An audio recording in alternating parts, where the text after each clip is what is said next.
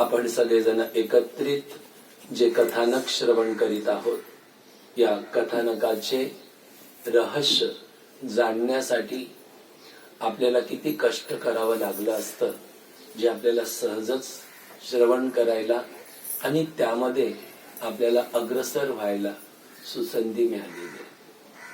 हेच कथानक जर प्राचीन काली असतं तर आपल्याला भगवे कपडे घालावे लागले असते, संन्यास पूर्ण घ्यावा लागला असता, सर्व संसाराची आसक्ती सोडावी लागली असती आणि परत संसाराची इच्छाही सोडावी लागली असती.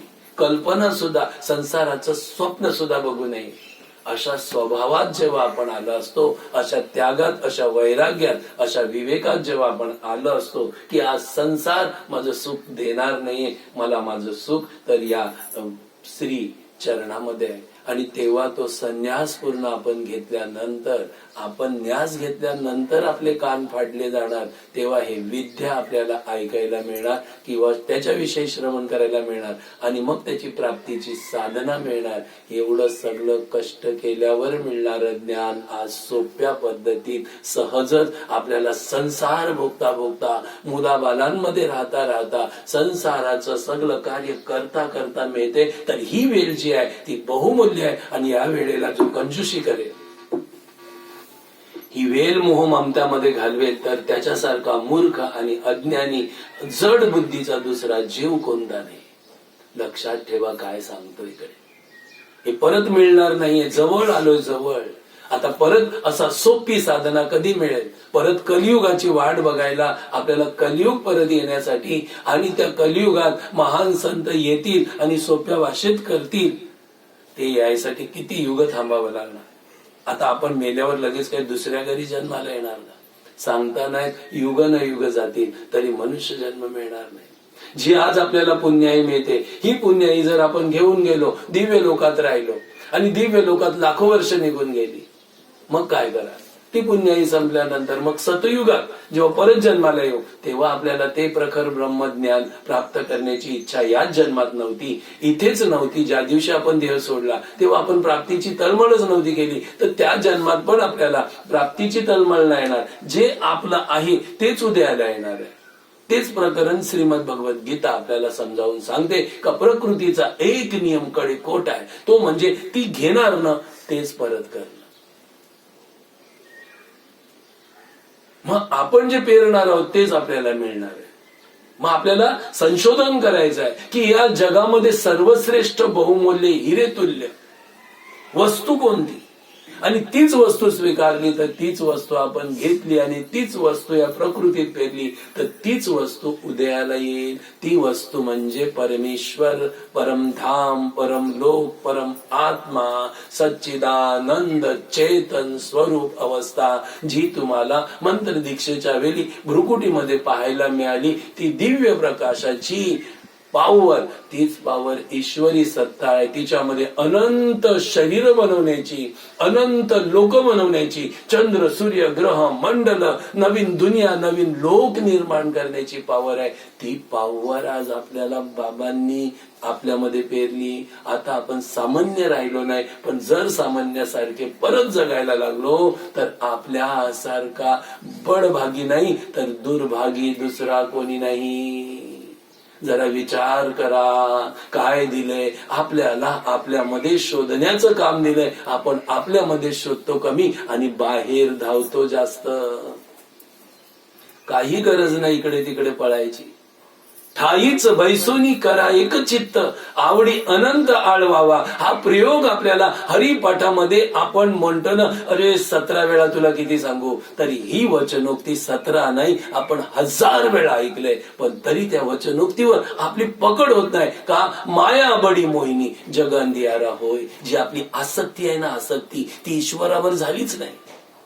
म्हणून आपल्याला 1000 वेळा जरी ऐकलं तरी त्याच्यावर आपण काम करत नाही, कारण आपली आसक्ती आहे संसारावर.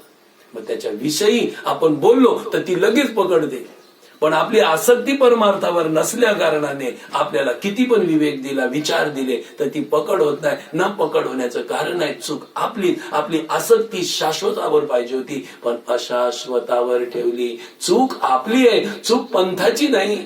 चूक महान पुरुषाची नाही, चूक ईश्वराची नाही, चूक आपल्या गुरुची नाही, चूक तर आपलीच आहे का आपण तिथे लक्ष देत नाही, आपली आसक्ती सुटत नाही. आणि आसक्ती कशी सुटेल? 2 कारणाने, अध्ययन केल्याने आणि दोन्ही भ्रुकुटीच्या मध्ये ध्यान केल्यानेच आसक्ती कमी होईल. जर डोळे बंद करून तुम्ही इथे बघत नसाल, आसक्ती कदापि कमी नाही होणार. कारण आसक्ती निर्माण कशाने झाले? त्याच्या खाली जी इंद्रिय आहे ती इंद्रिय वापरून वापरून संसारामध्ये त्याच्यातून आसक्ती तयार झाले. आणि ज्याच्यातून रोग तयार झाले ती दारं बंद नाही केली तर मग रोग बरे कसे होतील? सांगा मला. काविली झाले, ती कशाने झाले? तेलकट आंबट तिखट खाऊन. तर मी तोंडात तेलकट आंबट तिखट भरत राहीन तर माझी काविली बरी होईल. खरं की खोटं? तुम्ही बघा ना, प्रयोग करा घरी. मग मी इथे जिवंत राहीन का वरती जाईन? साहजिकच आहे ना. मग इंद्रिय या संसारामध्ये ठेवून ठेवून त्याच्यातून आपल्याला जे आलंय त्याला बंद केल्याशिवाय, त्याचं देणं घेणं थांबवल्याशिवाय आपल्याला ती तत्वज्ञान होणार नाही. तेच तर बाबांनी आपल्याला दिलेलं आहे आणि आपल्याला कृती करून दाखवलेलं आहे. कान दाबून, नाक दाबून, डोळे दाबून आपल्याला रूप दाखवलंय. त्या रूपाला सोडून जर आपण भलत्याच ठिकाणी जात असू, धावत असू तर आपल्यासारखी चूक कोणी दुसरी करत नाही. जागा अद्याप वेळ बाकी आहे, गेलेली नाहीये. एकदा सोन्याचा भानू आपल्या जीवनाचा मावळला, मग आपल्याला संधी नाही. केलेलं कर्म आपल्याला एक तर स्वर्गाच्या वरती महलोकात नेईल, जनलोकात नेईल, तपलोकात नेईल, अक्षय ठेवील. पण त्याच्यावरच्या लोकांना दुरावून जाऊ आपण. आपल्याला सर्व लोकांचा अधिकार दिलाय. तो अधिकारासाठी एकोहम बहुशांवर तत्वावर जुमलं तर सर्व प्राप्त होईल ना. ज्याच्यामध्ये सर्व आहे तेच पकडलं तर मिळेल का ज्याच्यामध्ये सर्व नाही ते पकडल्यावर मिळेल? काय पाहिजे? सर्व पाहिजे ना. एकच पाहिजे. घरात खुर्ची पण पाहिजे ना, बिछाना काय सांगतात तो बिछाना झोपायला ठेवतात त्याला? सोपा. खुर्ची पाहिजे, लाद्या पाहिजे. हरि गोपाल राधे कृष्ण गोविंद गोविंद. हरि गोपाल राधे कृष्ण गोविंद गोविंद. हरि गोपाल राधे कृष्ण गोविंद गोविंद. हरि गोपाल राधे कृष्ण गोविंद. श्री कृष्ण भगवान की जय. जर संसारामध्ये आपण घरामध्ये राहतो तर घरामध्ये एकच वस्तू मिळून चालणार नाही, तर सर्व प्रकारच्या वस्तूंनी एकवटून तो संसार आहे. आणि तो संसार सर्वतोपरी सर्व प्रकाराचा आपल्याला प्राप्त झाला तर सुखी संसार. नाही का? बरोबर की नाही? सुखी कोणाला सांगितलं जाईल? सर्व प्रकारच्या वस्तू त्याच्या घरात भरलेल्या आहेत तो सुखी, की घरात वस्तूच नाही तो सुखी? बघा, चला तुमच्या घरात काय वस्तू देत नाही, एक डब्बा देतो, बॉक्स, जा ऱ्या त्यामध्ये, सुखी होईल तुम्ही?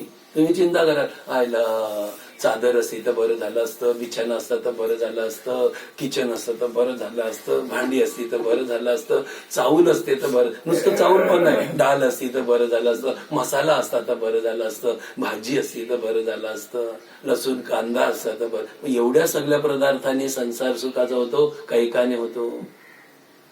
हा सर्व लोक, जेव्हा आपण सर्व लोकांचे अधिकार प्राप्त करू तेव्हा भगवंत आपल्याला सर्व लोकांमध्ये भ्रमण करण्याची ताकद दे.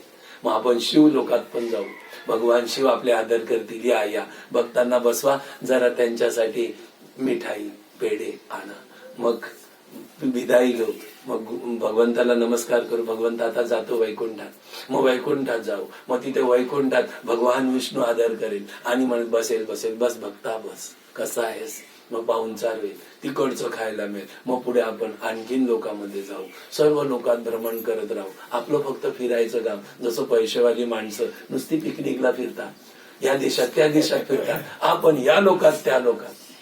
इसके ऊपर तो रामकृष्ण नाही पाहिजे का?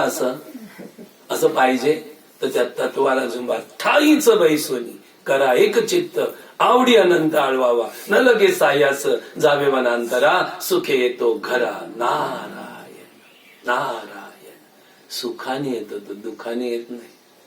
समजलं? तर जे आपण आसक्तीने धरले, ज्या दिवशी आपला भानू मावळेल ती प्रकृती आपल्याला आपलं घेईल, पण आपली आसक्तीच आपल्याला परत उद्याला आणि याच विषयावर श्रीमद भगवद्गीता 2 श्लोकामध्ये आपल्याला मार्गदर्शन करते. 1 श्लोकामध्ये आपण मार्गदर्शन समजून घेतलंच की सर्व भूतानी कोणतेय प्रकृती यांती मामिकाम कल्पक्षय पुनस्तानी कल्पादव्यशु जाम्यहम.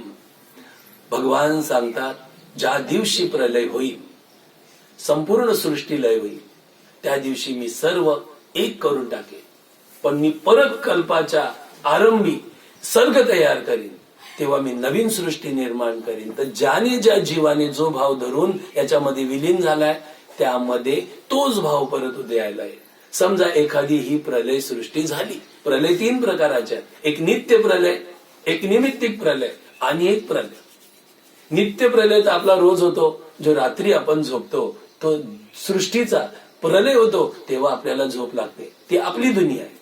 हा नित्य प्रलय 12 तास 10 तासासाठी आपल्या जीवनाचा प्रलय झालेला असतो. आपलं मन पण नसते, आपली बुद्धी पण नसते, आपलं शरीर असते पण आपल्याला माहिती नसते. एकदम लय शून्य मध्ये गेलेला असतो. हा नित्य प्रलय. नैमित्तिक प्रलय म्हणजे आपला मृत्यू. ज्या दिवशी आपला मृत्यू होईल त्या दिवशी आपण जे धरून जीव सोडलाय तेच परत आपल्याला प्राप्त होणार. म्हणून आपल्याला आता इथे निकाल, आपल्याला निष्कर्ष करायचा आहे, चिकित्सक बनायचा आहे आणि निष्कर्ष करायचा आहे की यात योग्य काय आणि अयोग्य काय, खरं काय, खोटं काय, सत काय, असत काय, मृत्यू नंतर कायमचं हिताचं काय आणि मृत्यू नंतर परत प्रेरित करून दुःखात टाकणारं काय, यावर विचार करायचा आहे आणि बरोबर वस्तू घ्यायची आहे. मग परत फसले नाही पाहिजे. त्यासाठी हे सत्संग आहे. सत्संगाच्या माध्यमातून विवेक जागा केला जातो, योग्य दिशा दाखवली जाते. पण तरी सुद्धा आपण सत्संगाच्या विचारांना जर पकडत नसू, त्याचं स्मरण करत नसू, त्याची आठवण करून त्याच्यावर कार्य करण्याची इच्छुक बनत नसू, तर मग सत्संग ऐकून सुद्धा फायदा नाही. फक्त त्याची फळं मिळणार, परमसुख. परत जन्माला तुम्ही येणारच नाही. पण ज्या लोकात राहणार त्या लोकात तुम्हाला वाटेल की याच्याही पेक्षा भव्य लोक आहेत, मग तिथे पण इच्छा जागी होईल. तुम्हाला तोटो जायचं होतं, पण आता कसं, तर भूलोकात मानव जन्म घ्यावा लागेल, परत तीच खटाटोप करायला इथे यावं लागेल. तेव्हा आपण इच्छा करू की भगवंता मला भूलोकात जाऊन मनुष्य जन्म पाहिजे. मग भगवंत आपल्याला काय करतील, भगवंत अशा ज्ञानवान कुलात परत जन्माला घालतील आणि आपण केलेली भक्ती आहे ती तशीच्या तशी आपल्याला परत देतील आणि ती भक्ती आपली लहानपणापासून होईल. पण जन्म हा दुःखाचं कारण आहे की नाही. आईच्या उदरात 9 महिने 9 दिवस उलट्या टांगायला यावंच लागेल ना. मग परत येऊन ज्ञान अर्धवट राहिले ते प्राप्त करण्यापेक्षा आजच पुरं करून जा ना बाबा. काय घेऊन जाणार आहे संसारातलं, काय खाऊन मिळणार आहे तुला, काय लेवून मिळणार आहे तुला, ही तर वस्तू सगळ्या सुटूनच जाणार आहेत. या क्षणिक आहे. मग क्षणिक सुखाला भुली पडून आयुष्य वाया घालू नका. म्हणून इथे विवेक करा. जो भानू आपला जीवनाचा मावळेल त्या दिवशी आपल्या ज्या भावना आहेत त्याच भावना परत लय होतील. लय झाल्यावर त्या अनंत कालपर्यंत राहतील. जसं नित्य प्रलय आहे, रोजचा 12 तासासाठी लय होती किंवा 10 तासासाठी. पण नैमित्तिक प्रलय आहे, हे एखाद वेळी लाखो वर्षासाठी प्रलय होती. आणि जो प्रलय आहे तो एखाद वेळी करोडो युग, काय सांगतात, ब्रह्मदेवाची 1000 वर्ष व्यतीत होतात, तिथपर्यंत शून्य राहतं ज्या दिवशी मोठा प्रलय होईल. आणि मग तशीच 1000 वर्ष काहीच बनणार नाही, शून्य राहणं. पण ते आपले वर्ष नाही, देवलोकाची वर्ष. जिथे 1 दिवसाला इथे चतुर्युग 1000 वेळा जातात, ती वर्ष किती वाट बघावी लागेल. थोडा विवेक करा, करावाच लागेल. मनुष्य आहे, कारण देवच आहे तो. देवाने आपलं रूप धारण केले मनुष्य रूप. कारण देवाने इच्छा केली, तू सांगितलं त्या दिवशी प्रवचनात की देवाने मनुष्य बनवला का, देवाला ओळखण्यासाठी. मग आपण देवाला ओळखण्याच्या साधनेत आहोत. देवाने त्यासाठी आपल्याला बनवलंय, संसारात भांडणं करण्यासाठी नाही. संसारात तुझं माझं करून वाटाघाटी करून भांडणं करून जमिनीसाठी, पैशासाठी, धनासाठी आणि कुटुंबासाठी करून मरून नरकाला जाण्यासाठी हा मानव जन्म दिलेलाच नाहीये. हा मनुष्य जन्म आपल्याला भगवंताला ओळखण्यासाठी, भगवंताला मानण्यासाठी, भगवंताला जाणण्यासाठी आणि भगवत साधना करण्यासाठी दिला.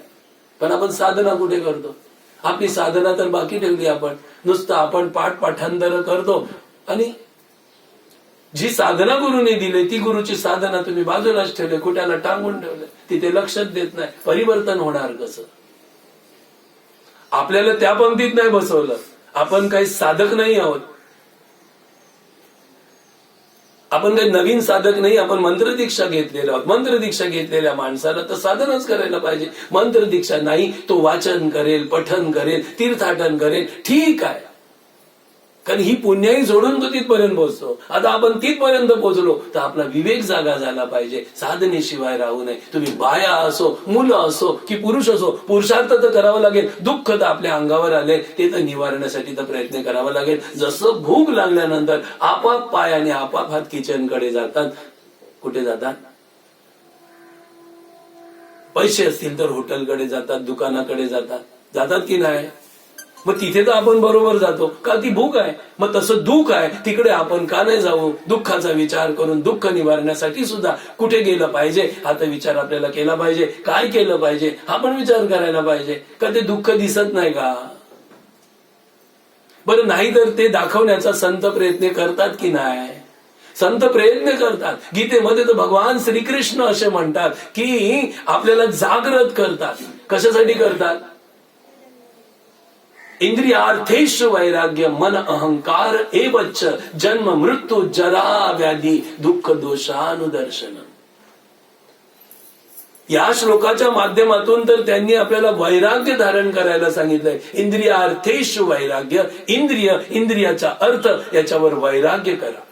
कारण ते इंद्रियाचा अर्थ आहे विषय. हे विषय जीवाला पतनेला नेतात, विषय जीवाचं बहुमूल्य घालवतात आणि त्या विषयामध्ये राहिलेलं मन, बुद्धी आणि अहंकार हा यांना काबीज करा. आणि हे काबीज करण्यासाठी, विवेक जागा येण्यासाठी आपल्याकडे खोटं काय आहे त्याचं दर्शन करा. दुःख दोषानुदर्शन, जन्म मरण जरा व्याधी, इकडे लक्ष दिलं तर आपल्याला कळेल की हे कसं दुःख आहे. पण आपण तिथे लक्षच नाही दिलं तर आपल्याला ते दुःखाचं आहे कसं कळेल? तर तिथे लक्ष गेलं पाहिजे. आणि हे लक्ष वेधण्यासाठी सत्संग असतात. इथे नुसतं येऊन बसायचं आणि निघून जायचं हा भाग तर नाहीये. काहीतरी घेऊन जायचं, काहीतरी शिकून जायचं. एक गोष्ट जर एक प्रत्येक सत्संगासाठी घेतली तर तुम्ही फक्त 108 सत्संग केले ना, योगी झाले. तुम्ही दुसऱ्याला ज्ञानदाते झाले. पण काहीतरी घ्या इकडनं, एक वस्तू तरी घ्या. काहीतरी एक विचार घ्यायचा, तो आचरणात आणायचा. 10 विचाराचं संघ असेल तर 10 सत्संगात 10 विचार येतील. काहीतरी करायचं, पुरुषार्थ केला पाहिजे. आता या सांगतात ना ते गाढवांसारखं काम करू नये, गुलामगिरी करू नये. पुरुषार्थ आपल्याला भगवंताने दिलाय. काय करायचं तर आपल्या पंथासाठी पण करा. काहीतरी झिजानं थोडस आपल्याला आपल्या गुरुने जागृत केलंय, त्या पंथाने जागृत केलंय, त्या पंथासाठी तरी काहीतरी करायला पाहिजे. तो का ताकद आहे ती तेवढीच आहे. ताकद दुसरीकडे वापरेल तर आपल्याकडे राहणार नाही. आपल्या घराला सजवण्यासाठी ताकद दिली, आपण दुसऱ्याच्या घराला सजवायला गेलो तर आपल्या घरात कोरडच पण राहील. आपली गुरुमाय आपली माय आहे. त्या माईकडे लक्ष द्या, त्या माईने घेतलेल्या कष्टाकडे लक्ष द्या. सांगा बरं, जिने आपल्याला जन्म दिलाय ती आई जर कुरूप असेल, आणि दुसऱ्याची आई मस्त दागिने घालून ऐश्वर्य मन सुंदर दिसत असेल, म्हणून का ती आपली आई मानायची का जिच्या पोटातून आपण जन्म घेतलाय तिला आई मानायचं? जरा विचार तर करायलाच पाहिजे. आपल्याला जे ज्ञान देणारे गुरु आहेत त्या गुरूंच्या वचनावर पक्का विश्वास ठेवला पाहिजे. त्यांचंच महत्व वाढवलं पाहिजे आणि त्यांच्या ज्ञानाला प्रचारात आणलं पाहिजे. आणि आपण आपल्या ज्ञानाला वाढवलं पाहिजे. जे जन अज्ञानी आहेत त्यांच्यापर्यंत आपण पोहोचलं पाहिजे. पण आपणच आपलं अज्ञान साफ करायला इकडे तिकडे जाऊ. अरे आपलं अज्ञान साफ करायला तर आपल्याला गुरु आलेच आहेत. तिकडे जाऊन आपल्या विचाराने आपलं साफसफाई करा. जरा विचार करावा लागेल, थोडासा विचार करावा लागेल. आजचा हा विवेक आहे आपल्याला श्रीमद भगवद्गीता देते. तोच विचार आहे, तीच विचारधारा कशी पकडायची आहे ती आपल्याला पकड यावी म्हणून काय खोट आहे आणि काय खरं आहे, मृत्यूनंतर आपल्याला काय प्राप्त होणार आहे, ती भविष्य अगोदरच आपल्याला वाणी श्रीमद भगवद्गीता करून दाखवते. भविष्यवाणी आहे. भूतकाल आपला गेलेला आहे, वर्तमानामध्ये तेच आलेलं आहे. तर आपल्याला भूतकाल पण कसा होता हे आपल्याला आज वर्तमानातून अनुभवाला येईल. आणि आज आपण असे वागलो तर भविष्यात आपल्याला काय मिळेल हे पण आपल्याला माहिती होईल. असा त्रिकाल ज्ञान देणारी श्रीमद भगवद्गीता ही आपली माय आहे. तिच्या वचनोक्तीला अंशुन करूच नका. ती काय समजवते तिथे बरोबर समजून चला. या 2 श्लोकामध्ये आपण आपल्या प्रलयाला लक्ष द्या. भगवंत सांगतात की मी जगाचा प्रलय करतो तेव्हा नवीन सृष्टी निर्माण करतो. तर असं समजू नका की मेल्यावर सुटलो.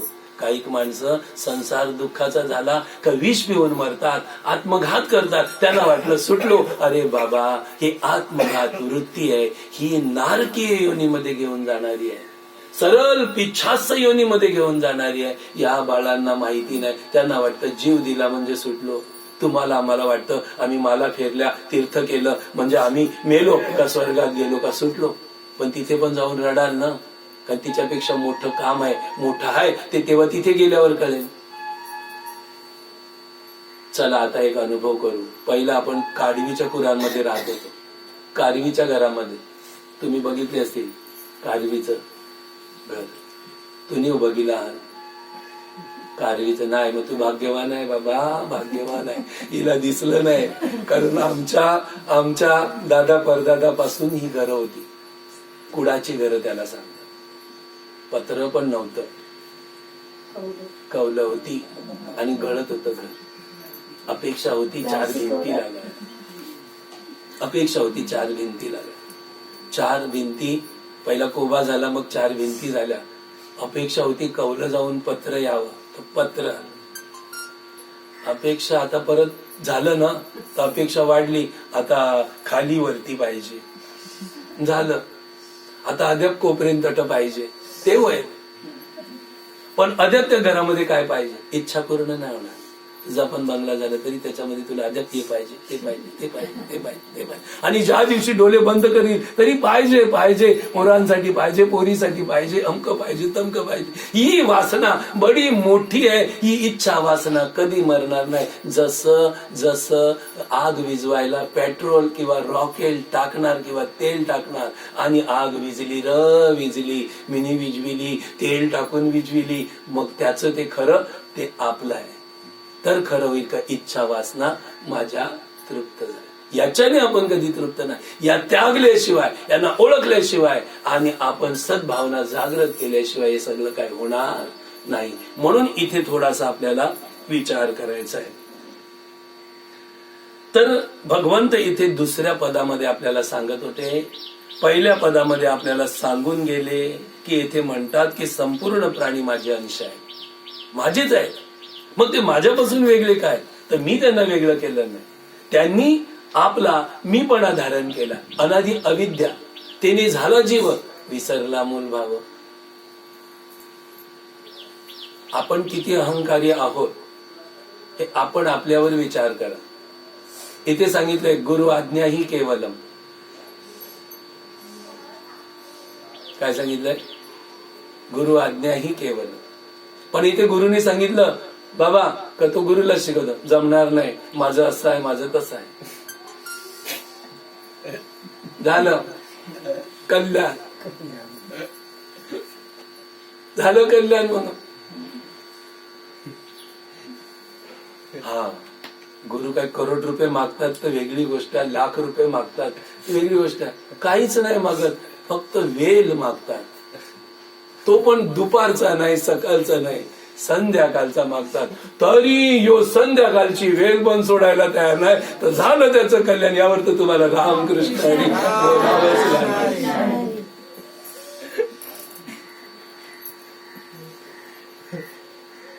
तुम्हाला नाही बोलत, ते असं आलं इकडे.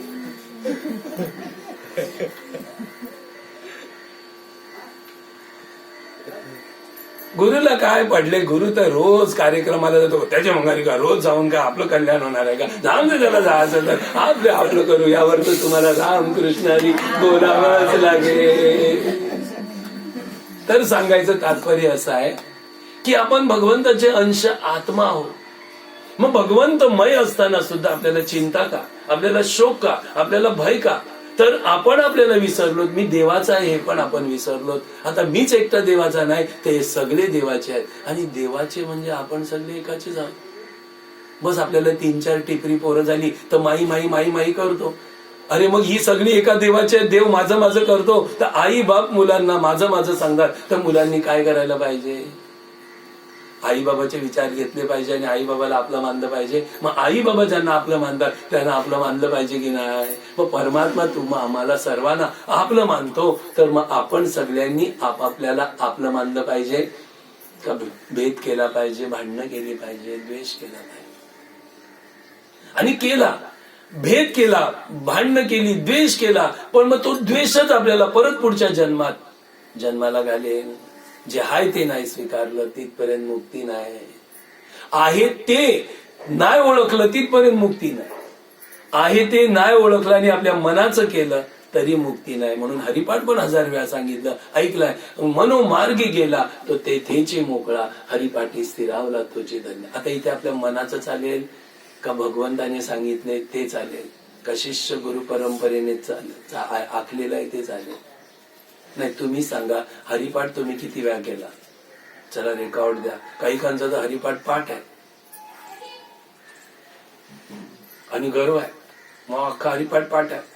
हा बाबा, पण त्या माणसं गेले का काय तुम्ही? हरिपाठी स्थिरावला तोची धन्य. पाठांतर करणारे तर भरपूर पडले.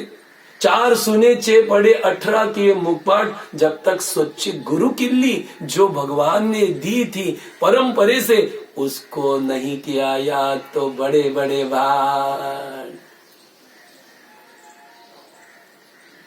पाठांतर करून काय फायदा?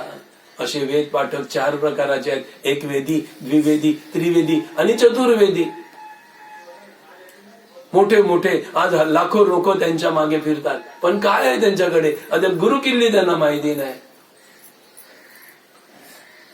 बाचा मगर बुझा नाही गई न मन की दोर. वाचतोय पण मनाची धाव जात नाही, तर समजलं नाही म्हणून मन धावते. सांगा, किती पाठांतरे केली आपण, सगळे ग्रंथ चालून झाले तरी पण अद्याप मन स्थिर नाही. मग काय झालं? अद्यापर्यंत त्या मनामध्ये वैराग्य नाही, अद्यापर्यंत त्या मनामध्ये अहम नाही, ईश्वरमय भावना नाही. मग कसं काय होणार? मग कशाला वाचायचं? बाचा मगर बुझा नाही गई न मन की दोर, पार हस्तक पोहोचा नाही, रहा लहू का लहू. म्हणून सांगायचं आहे, वाचलेलं आचरणात आणा, अनुभवात आणा, आणि तो डायरेक्ट अनुभव करण्याचं गुरुने आपल्याला दिलं की घे बेटा, आजपासून हे कानातून श्रवण आणि डोळ्यातून दर्शन, हे 2 गोष्टी तू रोज कर. जा, तू करशील ना, हे वाचन करण्याच्या मागे लागू नको, तुझ्या मुखातून निघेल ना, तेच ब्रह्म बनेल, तेच वेद बनतील, तेच उपनिषद बनतील, तीच शास्त्र बनतील.